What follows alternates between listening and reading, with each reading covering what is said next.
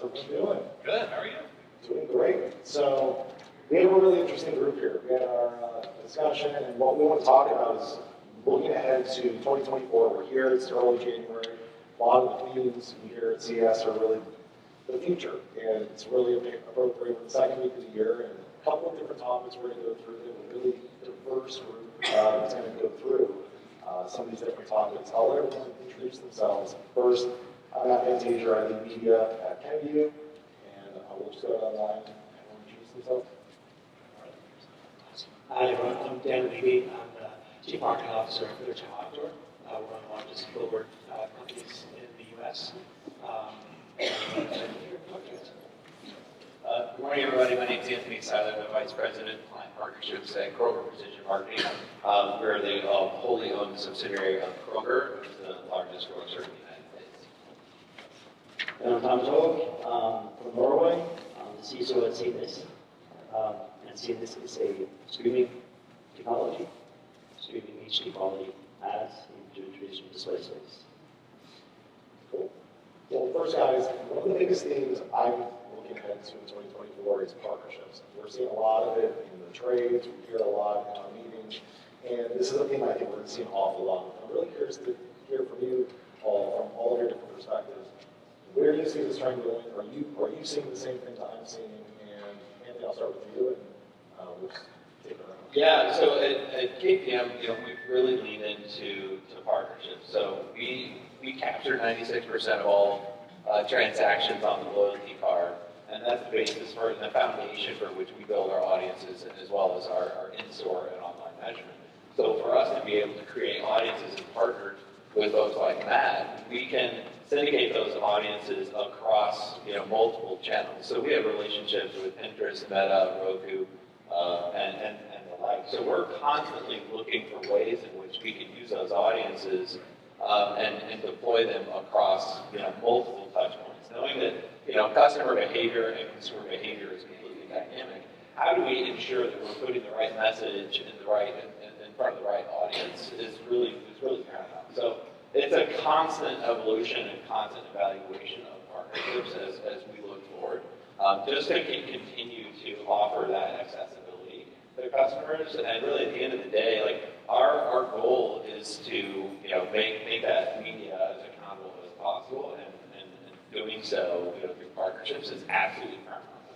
You guys are unique. We talked about this separately in one of our secret backdoor meetings, but you have an interesting business where a lot of consumers are walking in the store, but they're still influenced by that online experience. And are you seeing that continue? Could you give us something where you see more of, or how we separate those?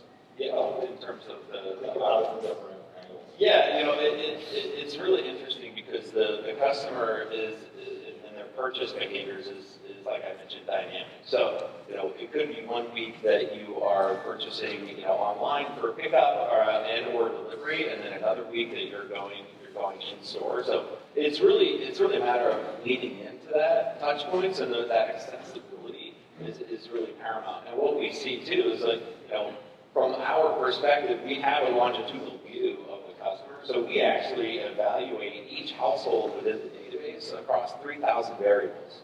So when we're having conversations around are they more prone to in-store versus online, what are the trends? What type of trips are they taking? Is it a stock up? Is it just a quick hit? I need to get this one specific item. I need to build a cart out after that. So we bring those signals to the conversation to understand, okay, how does that inform our media strategy? How does that inform our goals, right? If we have a growth goal that we're all trying to hit, how do we use those signals to inform that strategy to make the most impact?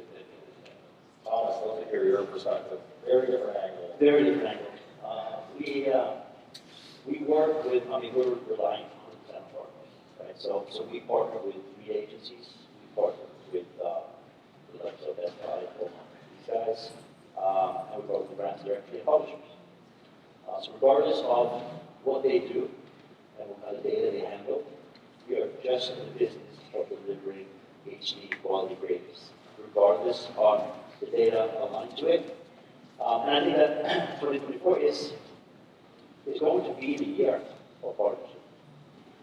And And I think that there's just one thing that I would say to everybody, and that is that I think one of the key elements of having a successful partnership is be brave. Right? Because right now we have to be brave. We have to embrace each other's, differences.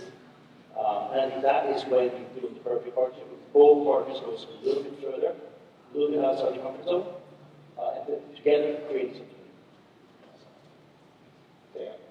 All right. So, in case anyone's thinking this, you got innovative advertiser, innovative ad tech, innovative data company, billboard guy. Why is billboard guy sitting here? So I think what we would really say partnerships and where things are going. What we've been doing at Clear Channel is trying to connect the dots and try and help advertisers understand the journeys that consumers go through. They don't just show up at the store, right? They don't just show up at the website. They don't just show up on the app. They have to get there. And I think what's exciting about where we are today as an industry, and certainly the conversations that we've been having this week, are all about how we can connect the dots and connect the lives and make sure that advertisers who are thinking about the consumer experience are thinking holistically about that. The reality is billboards used to be an unmeasurable medium. We now have, the last 7 years, we've been in market with a data platform that allows us literally to connect data sets and understand consumer behavior, consumer journeys, and ultimately help you understand not just where they go or where they buy, but how they get there and what influences behavior. And so when it comes to partnerships, our data platform literally was built to allow us to integrate data sources from our customers, to match data sets, and help advertisers understand the journeys that consumers go through. Because if you think about it, and apologies, I said this to someone earlier this morning in breakfast, there's not a consumer on this planet that thinks about channels. They don't think about media channels or allocations. They think about brands, they think about brand experiences, and they ultimately have their needs that they're trying to satisfy. And so what I'm excited about for 24 and beyond is the ability to help more marketers understand those journeys and how to reach people along the path to purchase. Because that path to purchase is no longer linear, and frankly, it's no longer something that only happens in stores. I think we talked in that briefing call. Still, 3/4 of purchases happen in brick and mortar. So how do you connect the dots from a consumer standpoint? That's ultimately these partnerships come from. Yeah, even just to add to that, it's really about bringing the intrinsic, value proposition that each of us own, and to your point, to create something new. And it does take a little bit of risk, or just forward thinking or thinking outside the box, right? Because what I might bring to the table in comparison with these, like the three of us sitting up here are going to be having a very different conversation, that as opposed to any other type of medium, right? So how do we take the benefits of out of home and the unique proposition of out of home? Same thing with video creative, and then a data signal to create something that is meaningful. And for us, it's really about a value exchange with our customers, right? So we really hold that dear. So Kroger's proposition is fresh food for everybody and for everyone. And for at KPM, we want to make people's lives easier. So how do we use that as a delivery vehicle to deliver value to the customer that's ultimately going to deliver the bottom? We stay with you. I think that you keep that mic. So you're a huge grocery retailer. You represent a huge grocery retailer where most transactions are happening in stores. We talked about that. And therefore, there's a ceiling as to what your media can do in terms of driving direct e-commerce. We talked about this separately. It's a growing business. It's an important business, but it's a small part of the business today. How are you thinking about bridging the online experience and knowing the journey is not linear? The people are interacting with either your app, other mediums, and bridging that with offline commerce. How are you thinking about that? Yeah, what we see is that when we're running offline media, so that's anything that's not on the Kroger owned and operated sites, the majority of the purchases that are happening are in brick and mortar, right? So how do we use that to our benefit to inform, maybe it's a creative message, or maybe it is a coordination, because we do have a very robust in-store, partnership network as well, speaking of partnerships, right? So it's the matter of understanding what is going on from a merchant standpoint, what is the promo calendar that we're all in tune with, what are the things that are also happening in store, that is happening maybe at shelf, or maybe shelf offers and things like that. So, it's really leaning into that aspect and knowing that, e-commerce is still our fastest growing channel. Like we're growing double digits year over year in terms of e-com. So we don't see that slowing down anytime soon. We see that to continue,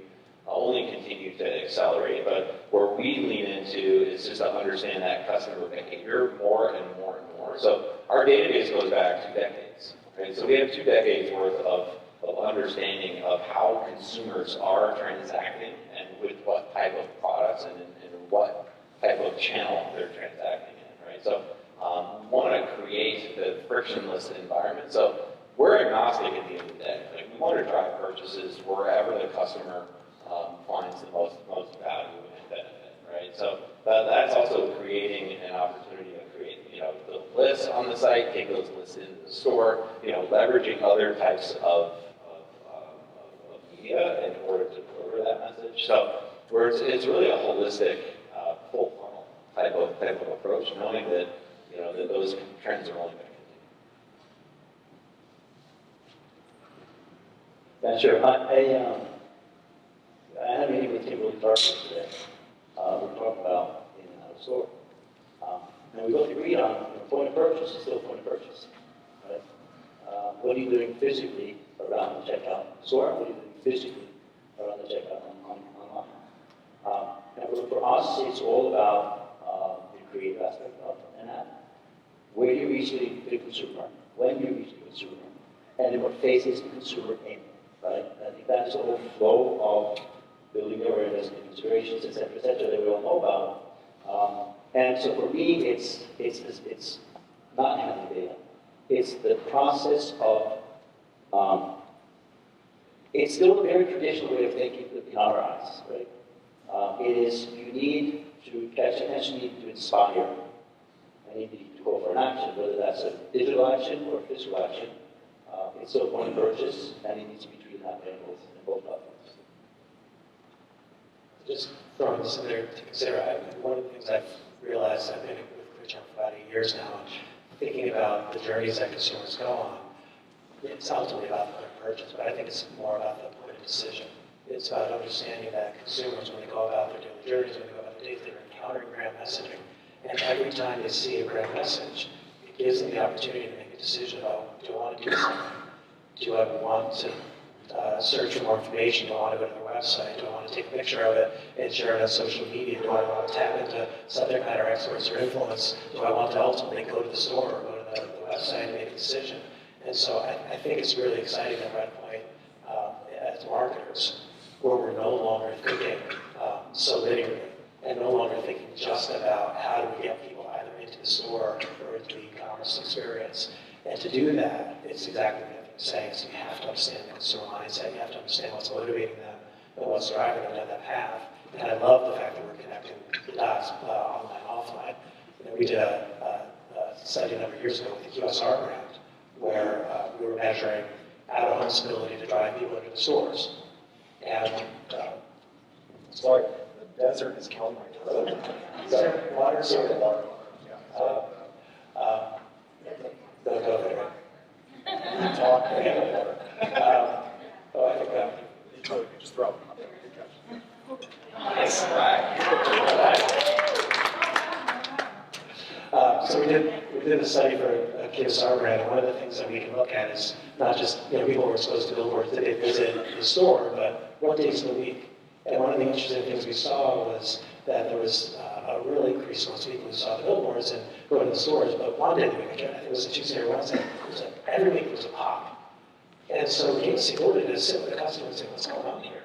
And what we learned was that they had a program where they reached out to businesses, and it was a B2B lunch message that went out for a discount on that day of the week.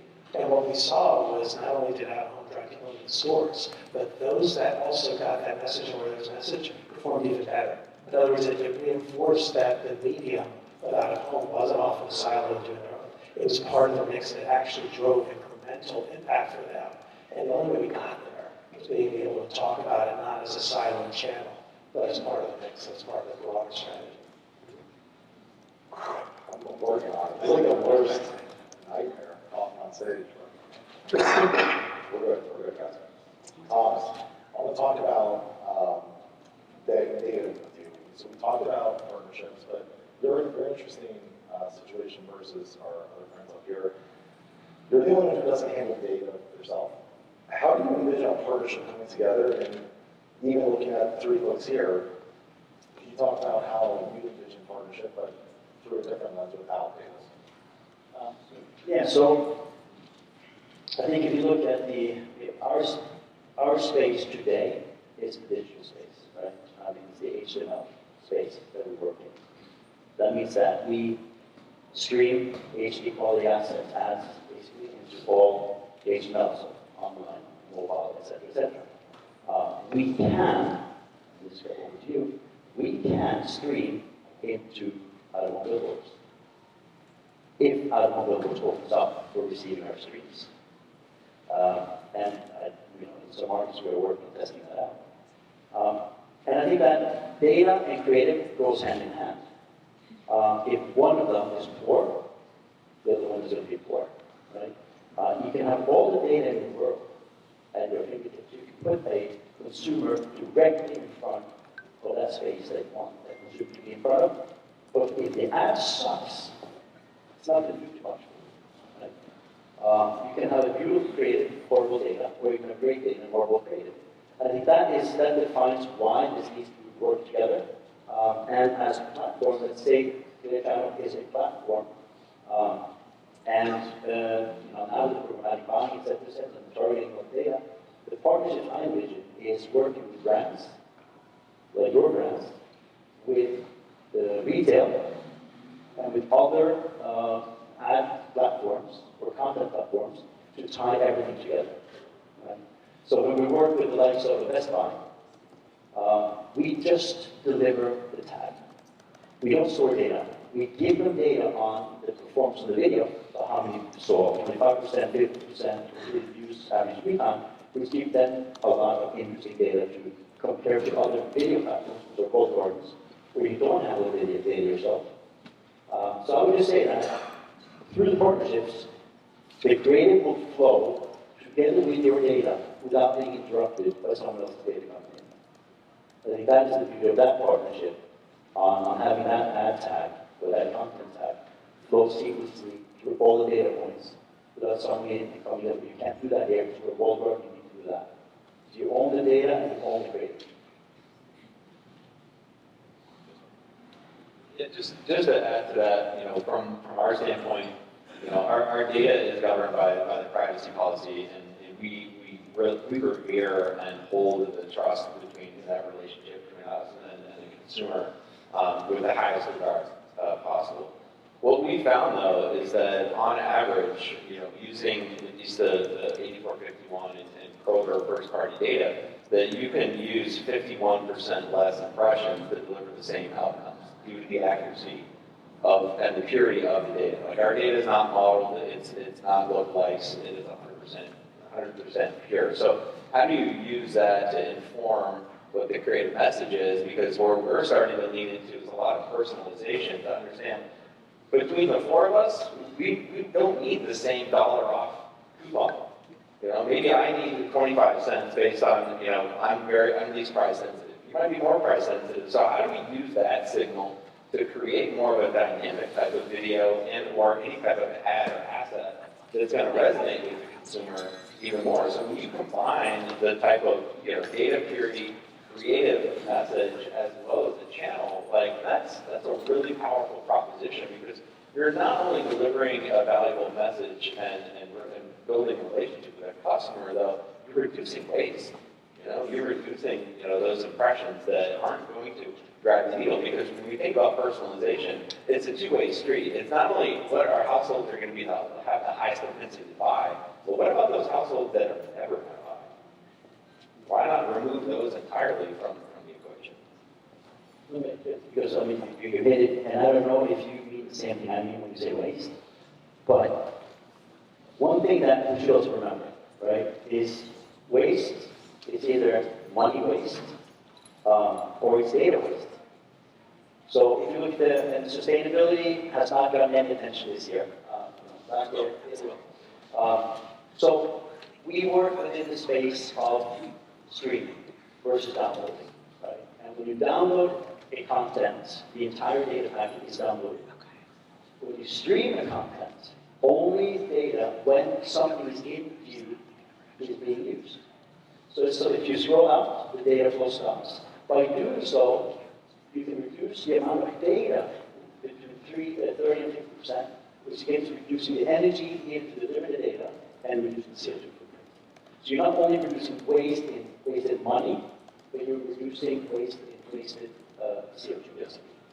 On the dynamic side, and I agree 100%, and to your point, if we can use 51% less impressions, that's great for the environment.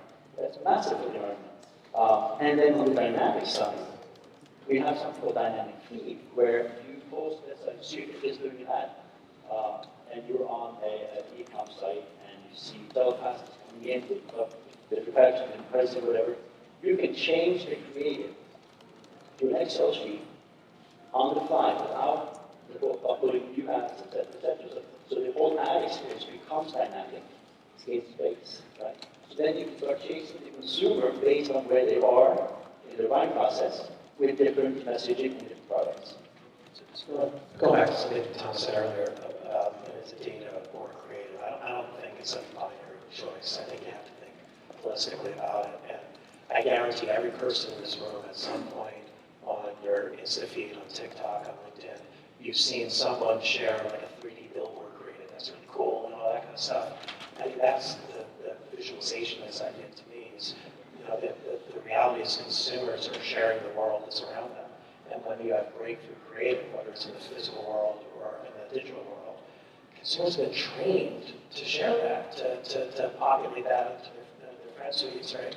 And so now when you layer the data on top of that, when you have high impact creative and what's with digital out of home, you can have that same kind of rich dynamic creative where data feeds and conditional situations are changing the creative that's showing on the screen.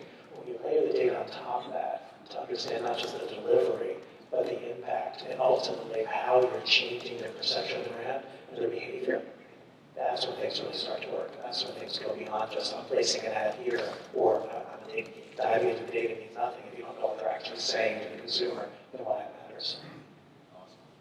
Gentlemen, we're getting to the end of our time together, so thank you for all the insights today. Thank you for tolerating me fighting for my life up here. Worst nightmare, so appreciate you guys continuing to distract everyone's choke over here. But I wanted to end with one final thought from each of you. You guys have such diverse points of view of the industry, and it's been fantastic to really bring this group together, and just you can see how much we all feed off each other and can learn from one another. So let's talk predictions for 2024. We're past looking ahead here, but a little bit of a twist on it that I think we want to cover. What's something that you don't think is getting enough airtime today that you think is actually by the end of this year is going to get a bigger topic we're going to be talking more about? And let's start with Tom. Well, there's not a lot of data people in the room. I might disappoint you because I'm not talking about data. I think we are going to see vertical video appearing in a lot of new platforms in 2024. Vertical video has now passed horizontal video in production and consumption. And if you look at what's available in messaging in vertical video outside of the social platforms, it equals none. So that's what we're working as well. We believe vertical video will be huge in 2024 because Gen Z is not going to keep watching horizontal. They're going to want more vertical in all content that we use and that we see. Maybe it's not a prediction, maybe it's more of a hope. But some of the conversations that we've had, it's around aligning objectives across a bunch of different stakeholders, whether it's a client, a CPG, whether it is an agency, whether it is a partnership, making sure that those objectives are very clear and consistent across multiple stakeholders is absolutely paramount for us moving forward. So my hope is that we're going to lean into that more so in order to understand how are these media outcomes ultimately driving business outcomes, and how do we keep that in mind as we're thinking about incrementality, return on ad spend, and new households, things like that. How is that going to deliver the overall objective that we're all trying to reach? And if we can make some progress in getting there, I think we're all going to be in great shape. So taking a little bit of a different approach to it. We're talking about temptation to cookies, single loss, all the challenges that create. I'm hoping and frankly expecting that one of the positive implications of that will be continuing to break down the silos at our agencies. And when thinking about channel planning and consumer insights, I think ultimately the loss of the traditional signals that have driven the programmatic ecosystem are forcing brands to think about context, the consumer experience in different ways. And I'm hoping where that leads to is frankly more partnerships and more discussions about ways that you can think about not a channel, but creating an insight into the consumer and then a creative experience for that consumer that ultimately drives the performance of the brand, whether that performance happens at brick and mortar or in a digital environment. Well, thank you again. Wonderful to sit with you guys all this morning, and here's to a successful 2024. You're here.